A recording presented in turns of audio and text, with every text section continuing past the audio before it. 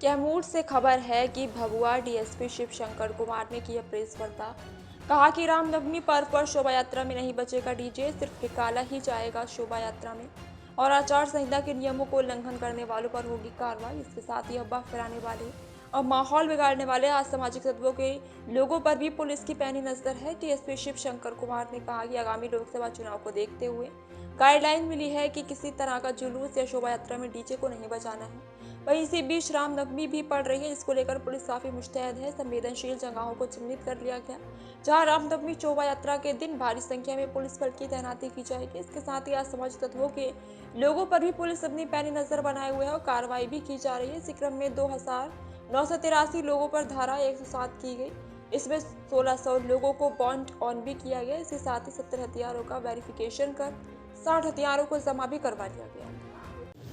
अभी जैसा कि आप लोगों को पता ही है कि लोकसभा जो चुनाव है उसका आचार संहिता का कार्य चल रहा है। साथ ही आगामी रामनवमी का जो पर्व आ रहा है उसको लेकर हम लोग तैयारियों को लेकर एक हम लोगों ने ज्वाइंट एसडीओ साहब के साथ किसी किया हुआ था।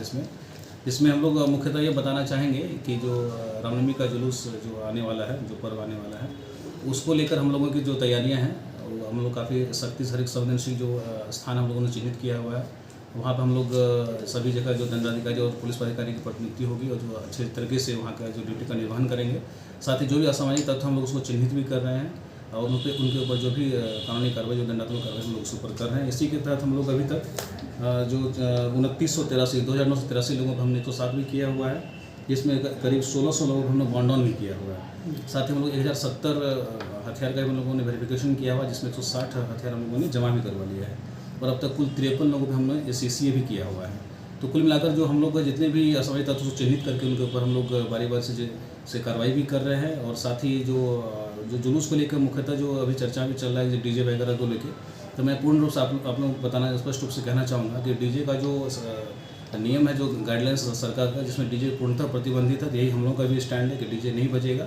अगर इसके किसी के द्वारा इस नियम का अगर नहीं पालन किया जाता है, जो भी उसके ऊपर कानूनी कार्रवाई है हम लोग करेंगे। साथ ही जैसा कि आप लोगों ने देखा ही कि आज जो जुलूस निकाला जा रहा था अम्बेडकर साहब का, उसमें जो भी जिनके द्वारा जो रूल का वायलेशन किया गया, हम लोगों ने 2 डीजे को भी जब्त किया हुआ है और 2 गाड़ी को भी हम लोगों ने सीज किया हुआ है और हम लोगों ने प्राथमिकी दर्ज करके जो भी कार्य हम लोग कर रहे हैं।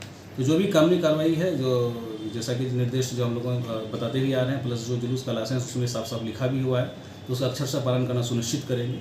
और हम चाहेंगे कि एसडीओ साहब भी आपको कुछ इस बारे में बताएंगे। सर, कहाँ से डीजे जब्त किया गया है? ये भभुआ थाना क्षेत्र में जो जुलूस निकला हुआ था, उसी में जिनके द्वारा रूल का वायलेशन किया गया था उन्हें चिन्हित करके उसको जब्त किया हुआ है।